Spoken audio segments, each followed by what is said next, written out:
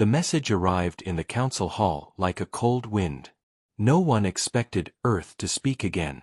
For 100 years, Earth had remained silent, ignoring every call, every warning, every order from the Galactic Council. Other species thought humans were finished. Some believed they had destroyed themselves. Others believed they had vanished into deep space. But no one expected a return. No one expected a message that simple, that calm, and that dangerous. It said only one line: "We are coming back." The council members stared at each other. They remembered the old humans, the ones who asked too many questions, pushed boundaries, and refused to follow rules. Humans were clever, unpredictable, and sometimes frightening. But they were also the weakest in the old days, with small ships, limited technology, and no real power. A forgotten species. A background race. So why did that one line feel like a threat? The message carried no coordinates, no time, no explanation. Just a presence, like a voice speaking from the void. It felt confident, like humans were not returning as peaceful explorers. Something had changed in the silence of a century. Every species in the room sensed it. Some felt fear. Others felt curiosity. None of them felt safe. Grand Chancellor Valoris ordered long-range scanners to monitor all outer sectors of Council space. They expected small Earthships, maybe a few explorers, maybe an old fleet. But the scanners found nothing. Hours passed. The tension grew. By night cycle, most council members convinced themselves that it was a prank, a glitch, or a broken transmission. They relaxed. Until the stars themselves moved. In the eastern sector of council space, a bright wall of light appeared, stretching across the dark background. It looked like a second sunrise, but colder, sharper, burning with unnatural fire. The scanners screamed as they picked up thousands of signals, unknown, massive, and synchronized. The system could not even count them correctly at first.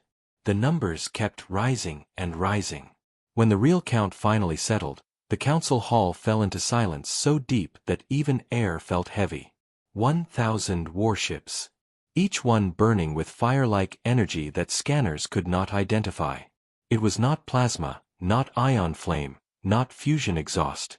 It was something new, something powerful, something that bent space around the ships like waves around a stone. It looked like the fleet was wrapped in living fire. The council had never seen anything like it. The ships moved in perfect formation, silent, calm, without broadcasting a single word. No threats. No greetings. No demands. Just a quiet, controlled advance into council territory. Each ship was larger than anything humans ever built before their disappearance. Some were city-sized. Some carried unknown weapon arrays that glowed faintly, like sleeping dragons. At the front of the fleet was a single ship, shaped like a spear, burning brighter than all the others. The fire around it was white gold, so intense that sensors struggled to capture its form. It felt like the ship was not traveling through space, it was commanding it. The council panicked. Fighter wings were deployed. Defense lines activated. Planet shields powered up. For the first time in a century, the entire Galactic Council prepared for war. But the human fleet did not attack. It simply stopped. 1,000 fire-drenched warships froze at the border, perfectly still. Then a voice spoke across every channel, every frequency, every device tuned to the Council network. It was human, calm, steady, almost gentle. But the words carried a weight that pressed on every heart listening. "We left the Council because you did not believe in us. You told us our potential was dangerous. You tried to limit us, control us, slow us down. So we stepped away. We grew. We evolved. And now we return." The voice paused, as if allowing the Council to feel the meaning. "We do not return as servants. We do not return as members. We return as equals." The hall erupted in chaos, but the voice continued without emotion. "You abandoned us first. Now we decide how this story continues." Across the stars, the fire around the ships grew brighter. like the fleet was preparing for something powerful. No weapons aimed. No missiles armed. Just pressure, silent, crushing pressure from the presence of 1,000 unstoppable machines.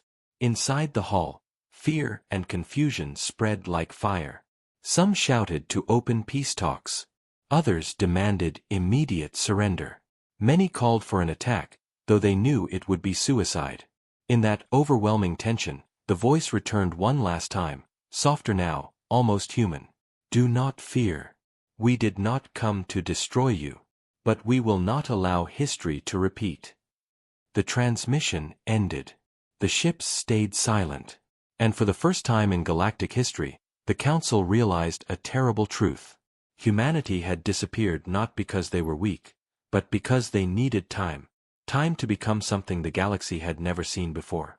The fire-drenched fleet waited at the border, patient, fearless, and impossible to ignore.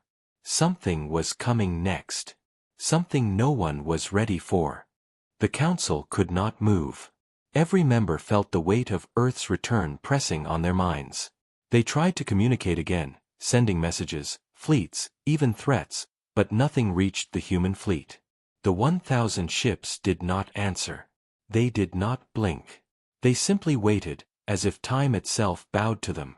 Deep inside the flagship, the human commander, tall, calm, with eyes that seemed to hold galaxies, watched the Council's signals on enormous holographic screens. He did not smile. He did not frown. He only observed. Around him, the ship hummed like a living thing. Energy pulsed through its hull, running through every system with precision that made even the most advanced AI of other species look primitive. Activate the first wave, he said, voice soft, almost a whisper. The words traveled instantly through the fleet. Fire awakened in the smaller ships. Engines glowed brighter. Weapon arrays shimmered with a strange, liquid-like light. Every system responded as one mind, one will. Back at the Council Hall, panic grew. The fleet at the border began to shift. Slowly, methodically, the formation changed. It was not chaotic. It was precise. The Council members realized they were watching something they had never seen, not a fleet, but a single organism stretching across space.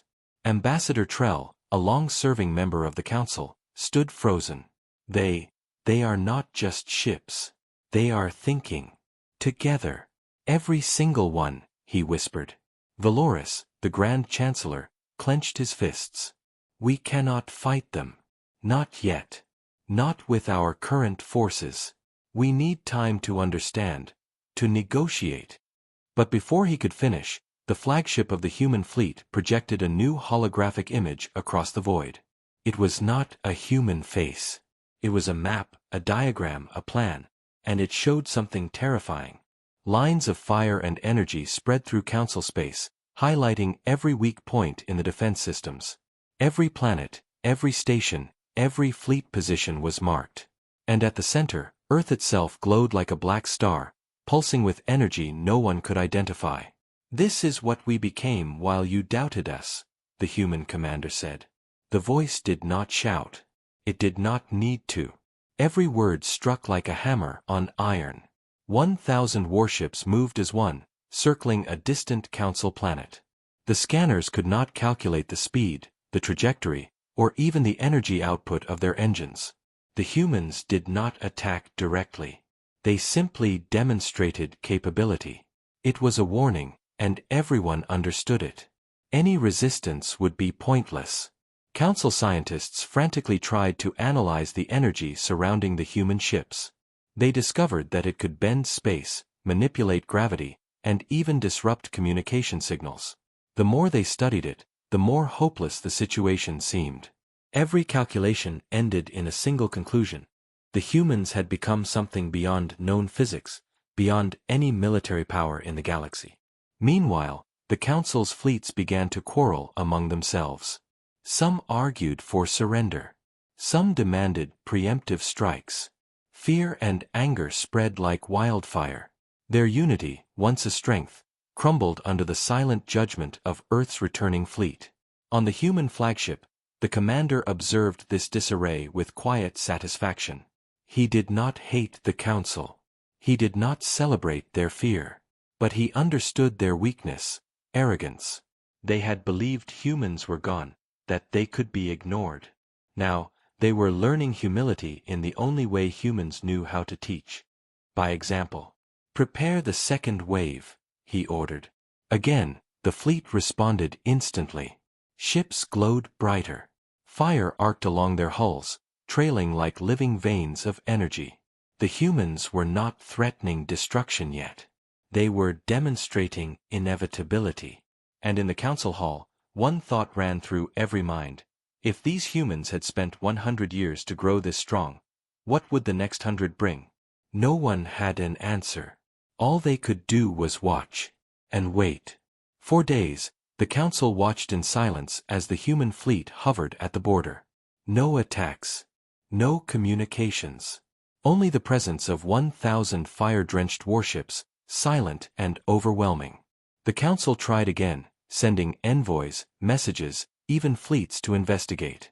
Each attempt ended in failure. Every ship sent forward was either turned back by unseen forces or simply vanished from scanners. Inside the flagship, the human commander observed everything with calm precision. He studied the council's fleets, their formations, their reactions, and their weaknesses. The humans did not need to fight. They needed only to show what they could do, and that was enough. "Prepare the demonstration," he said quietly. The words traveled through the fleet. Ships shifted positions, forming new patterns. Then, without warning, a small council outpost on the edge of the sector vanished. Not destroyed, not attacked, but simply removed. Its atoms seemed to disappear, leaving only a void where the station once stood. The council panicked. They had expected fire, weapons, maybe boarding teams. But this was different. The humans did not use conventional means. They manipulated space itself. Time, energy, matter, all bent to their will. It was not technology as known to the galaxy. It was something far beyond. Chancellor Valoris banged his fist on the table. "This is unacceptable. We must strike before they grow bolder." Ambassador Trell shook his head. "Strike? Against them? Look at what they just did. Do you understand what disappeared? That outpost had more firepower than an entire sector fleet. And it vanished without a trace. You cannot fight this." The humans watched, silent. And then the first communication came. It was not a threat. It was a lesson. "We did not destroy to hurt you. We destroyed to show you what happens when you underestimate us," the commander said. "Your fear is unnecessary. Your surrender is optional. Your respect, mandatory." The council did not know how to respond. Every member felt the pressure, the unspoken weight of power that humans carried. They realized painfully that Earth had changed in ways they could not imagine. Then the demonstration escalated. The human fleet split into 3 waves, each moving toward different sectors simultaneously. They did not fire. They did not attack. But the effect was immediate. Planetary shields began to flicker under invisible stress. Defense fleets reported strange gravitational anomalies. Communication networks failed. Entire star systems felt the presence of the human fleet before seeing it. Council scientists could only record, hypothesize, and fail. Every calculation returned errors.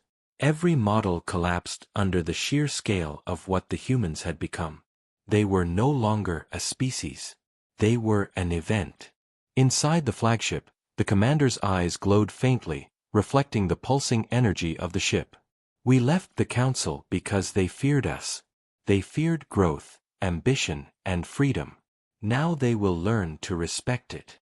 The council debated desperately. Some wanted to open talks, hoping diplomacy could survive against such overwhelming power. Others demanded preemptive strikes, even if it meant certain annihilation. Arguments became shouting matches. Fear turned into chaos. Meanwhile, the humans continued their demonstration, moving like shadows across the stars. Nothing was destroyed. Nothing was harmed. But every council member, every fleet commander, every planet leader understood one undeniable truth: resistance was futile. Earth had returned. Earth had grown. And Earth would decide the terms of engagement. And then, from the flagship, another message came. Short. Clear. Impossible to ignore. We do not negotiate weakness. We do not accept hesitation. The galaxy will remember this day as the moment Earth returned. Prepare yourselves. The Council could not answer. They could not act. They could only watch. And somewhere in the void, the human fleet waited, patient, calculating, and absolute. No one dared guess what would happen next. But one thought burned in every mind in the council hall. This was only the beginning. Weeks passed. The human fleet remained at the edge of council space, yet every day their presence was felt deeper and stronger. Planets closest to the border reported strange phenomena: gravity spikes, energy pulses, and strange auroras dancing across skies without suns. It was not war. It was a display of control. Council fleets attempted patrols, but they failed. Ships that moved too close were pushed back by invisible forces. Communications went haywire. Sensors malfunctioned. Every move the Council made only revealed its own weaknesses. The humans were not fighting, yet they dominated without lifting a weapon. Inside the flagship, the human commander walked through corridors lined with shimmering light. Crew members, humans and machines melded together in ways the galaxy could not understand, moved silently. Every action was precise, deliberate, a single mind spread across 1,000 vessels. Focus on the sectors that resist adaptation, the commander said. His voice was calm, but every word carried authority. Show them our growth, our discipline. Let them understand without destroying unnecessarily. Let them learn respect. In the council hall, fear had settled into despair. Valoris paced, sending messages, calling emergency sessions, demanding answers. But there were none. Every sensor reading, every fleet report, pointed to the same conclusion: humans had become something far beyond prediction. Ambassador Trell spoke quietly, almost to himself. They are not just a fleet. They are evolution made visible. And we are nothing but observers. Then the humans acted. Not with violence, not yet, but with intention. One of the Council's most fortified systems, home to billions, shielded with hundreds of defense stations, was suddenly illuminated by the fleet's fire. The warships hovered in formation around the system, and then, without warning, the surface of a distant moon reshaped itself. Structures of alien design rose, tall and glowing, forming patterns no species could comprehend. It was not an invasion. It was a message. Humans could reach anywhere, build anything, and manipulate reality itself. Every council scientist, every admiral, every diplomat recorded it in shock. Nothing in the history of the galaxy compared. Humans had turned construction into a weapon of influence, of power. Their technology was alive, adaptable, and frighteningly efficient. The commander's voice echoed across the fleet. We left to grow beyond limits. We return to remind the galaxy that limits are illusions. Those who choose to see us as weak will learn the hard way. Council ships tried to respond with demonstrations of their own, firing weapons, showing their shields, displaying the might of their fleets. But against the humans, it was like children waving sticks at a storm. Every display failed. Sensors went haywire, weapons misfired, shields flickered and collapsed. Inside the flagship, the humans watched, but did not interfere unnecessarily. The goal was not destruction, it was acknowledgement, recognition, respect. The human species, once small and underestimated, had returned as a force that could not be ignored. Council leaders, facing the undeniable truth, realized they had a choice: surrender, resist, or attempt diplomacy under impossible conditions. Every second the humans waited, their patience stretched thin, calculated, testing the Council's resolve. And then the voice came again, transmitted across every channel simultaneously, calm, steady, undeniable. We did not leave to vanish. We left because you feared our potential. We return because you need to understand it. Compliance is optional. Respect is required. History will not repeat itself. The council was silent. Not one member spoke. Fear had silenced them completely. They realized, in that moment, that Earth was no longer a planet to be ignored, negotiated with, or bullied. Earth was a reckoning. The fleet did not move closer yet. They did not attack. They simply waited, fire glowing softly across the void, reminding everyone that time belonged to them now. And deep in the void, one thought burned brighter than any flame. The galaxy would never underestimate humans again. The silence of the council was broken only by fear. Every sector closest to the human fleet reported unusual activity. Fleets moving in patterns no one could predict, energy flares bending around entire systems, and signals that carried messages even before they arrived. Humanity had mastered something the galaxy could barely imagine. Inside the flagship, the commander observed the council's fleets. Each human ship was linked in a network of thought and precision. Decisions were made instantly across 1,000 warships. Coordination like this was impossible for any other species. Humans had evolved not just in technology, but in strategy itself. "Begin the first maneuver," the commander said softly. Engines flared across the fleet. The 1,000 ships moved as one, slicing through space with speed and elegance. They did not attack outright. They circled the council's outer systems, bending space around them, creating invisible barriers, trapping fleets in pockets of disrupted gravity. Council leaders panicked. Defense ships tried to respond, but the humans anticipated every move. They shifted formation before weapons could lock. Shields failed before energy could discharge. Every attempt to resist only revealed weakness. Chancellor Valoris shouted at the council floor, "We must act. Send the fleets to engage them now." Ambassador Trell shook his head, voice low but firm. "We are not strong enough. They are, beyond strength. Every move we make is already countered. We cannot fight what we cannot even understand." Meanwhile, the human fleet reached the first critical system, home to one of the Council's major research planets. It was a place of pride, filled with knowledge, technology, and weapon designs. The humans did not fire. They did not enter the atmosphere. Yet, as they hovered, their energy began to reshape reality itself. Machines, buildings, and even energy fields realigned. Nothing was destroyed, but everything changed. It was subtle, yet undeniable. The humans had demonstrated control, mastery, and dominance without a single violent act. Across the Council, reports came in of similar phenomena. Communication hubs failing, fleets immobilized by unseen forces, and entire planets trembling under gravitational distortions. It was a show of power, and every message carried the same unspoken truth: resistance would be pointless. Inside the flagship, the commander spoke again. "Let them see. Let them understand. They will not rise against us because they respect what they cannot match.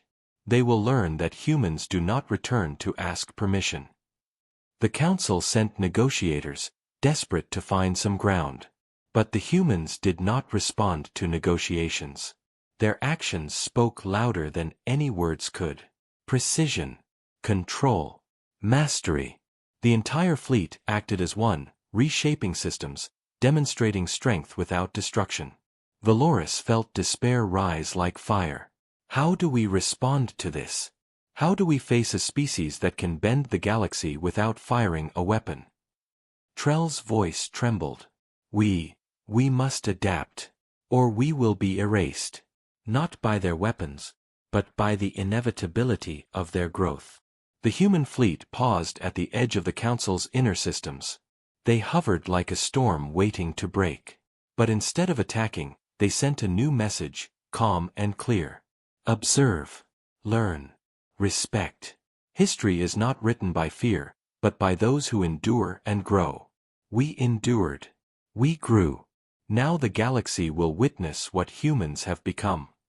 The Council understood, finally, the truth of the message. The humans were not just strong. They were beyond the old limits of power, beyond strategy, beyond prediction. They had returned not to negotiate, but to claim their place in the galaxy as equals, or more than equals. And as the fleet waited, silent yet omnipresent, one chilling realization settled over the council. Every action, every decision, every resistance now belonged to the humans. The galaxy had changed. The council had no choice.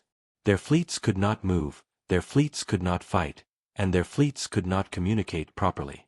Everywhere they tried, the humans were already ahead. It was as if the very stars themselves followed Earth's command. Inside the flagship, the human commander watched as their influence spread. Systems that once believed themselves untouchable now trembled. Planets that boasted advanced defenses now understood their fragility. And yet, the humans did not attack. Their goal was not destruction, it was dominance through presence, control, and intellect. "Prepare the demonstration in the inner sectors," the commander said. His voice carried calm authority, but it was absolute. "Let them see the full extent of what humans can do when united." The fleet shifted. Thousands of warships moved as one living organism. Fire danced along their hulls, forming patterns visible even from planets below. Energy arcs bent around them, shimmering like 1,000 auroras spread across space. Council systems felt the pressure before the ships even arrived. Gravitational waves, spatial distortions, energy disruptions. Every system nearest to the fleet felt powerless. In one major sector, a council command planet attempted to mount a defense. Hundreds of ships formed a blockade, their shields glowing and weapons ready. But the humans did not strike. Instead, they circled the planet in perfect formation, fire flowing along the fleet like liquid metal. Then, without warning, the planet's defense grids began to fail, not from weapons, but from control. The humans had reached into space itself. Sensors, shields, and communications all folded in on themselves, becoming part of the demonstration. The planet remained intact, but it could not defend itself. Council leaders panicked. Valoris screamed for retaliation, but no attack succeeded. Every weapon either misfired, shut down, or was redirected harmlessly. It was as if the humans had rewritten the rules of engagement without touching a single ship directly. "Observation complete," the commander said. His voice was calm, but final. "Let them feel respect, not fear. Let them understand that weakness is optional. Humanity has grown, and the galaxy must acknowledge it." Reports came in from other systems. Communications were restored slowly, but each message carried the same truth. Humans could manipulate space, energy, and technology with a precision that no other species could match. Entire fleets had been rendered useless, not by destruction, but by inevitability. And then the human fleet did something new. They projected holographic images across multiple systems simultaneously. Stars, planets, and fleets appeared in perfect simulation, demonstrating strategies, energy flows, and control points. It was a lesson, not a threat. Every species in the council could see exactly what humans could achieve, and why no resistance could succeed. Chancellor Valoris stood frozen. We cannot fight them. We cannot reason with them. They are beyond anything we imagined.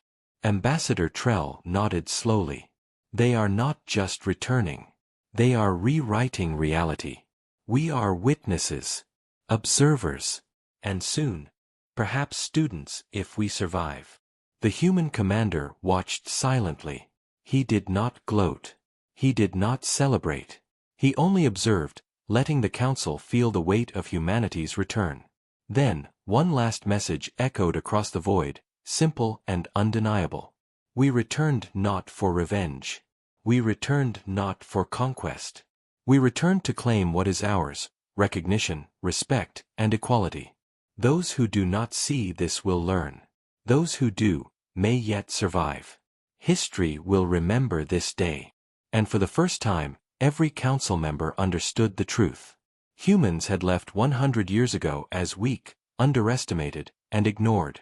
They returned as masters of space, fire, and strategy. The galaxy had never seen anything like them. and the humans were only beginning. The council had reached the edge of despair. Every attempt at resistance had failed. Every fleet, every weapon, every strategy was powerless against the humans. The 1,000 fire-drenched warships hovered at the edge of inner council space, silent yet impossible to ignore. Humanity had returned not as a weak species, not as petitioners, but as rulers of their own destiny. Inside the flagship, the human commander stood before the main viewport. Stars stretched endlessly before him, but his gaze was fixed on the council's heart, the command planet, still untouched, still defiant. He did not speak. The fleet did not move.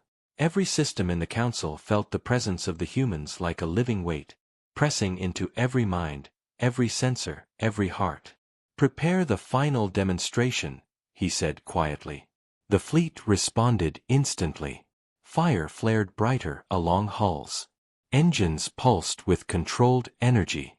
Ships moved with the precision of a single organism. Every vessel carried not just weapons, but intelligence, strategy, and a will that no other species could match. The demonstration began.